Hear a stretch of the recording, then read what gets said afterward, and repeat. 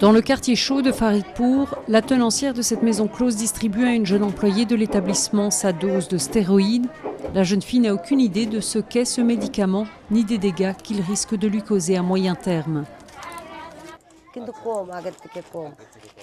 Certaines personnes prennent des comprimés, d'autres se font des injections qui sont fournies par le docteur, ce qui leur évite de prendre des comprimés tout le temps. Cela vous met en bonne santé et cela embellit votre visage et votre corps. Près de 1000 prostituées offrent leurs services dans ces ruelles et l'inquiétude qui règne n'a rien à voir avec le sida ou autres maladies sexuellement transmissibles. C'est la dépendance à l'oradexon qui inquiète ici, un stéroïde utilisé pour traiter inflammation chronique et allergies, ainsi que pour engraisser le bétail.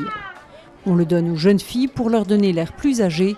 D'autres le prennent parce que leurs clients préfèrent les femmes bien en chair.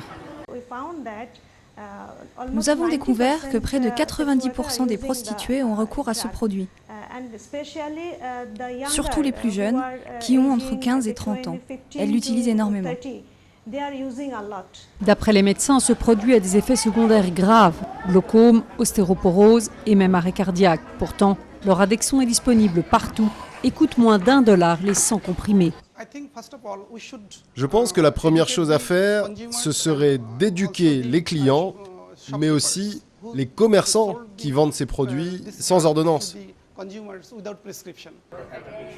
Shainour Begoum vient juste d'entendre parler des effets secondaires de l'oradexon. Cela fait déjà 7 ans qu'elle en prend et elle a beaucoup de mal à interrompre sa dépendance. Quand je prends le médicament, je me sens bien. Mais dès que j'arrête, je ne peux plus sortir du lit. J'ai mal partout et plus d'appétit.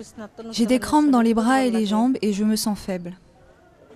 D'après les ONG locales, ce recours illégal et non contrôlé à ces puissants stéroïdes dans les bordels du Bangladesh ne fait qu'aggraver la vulnérabilité et l'isolement des femmes qui travaillent dans ce secteur.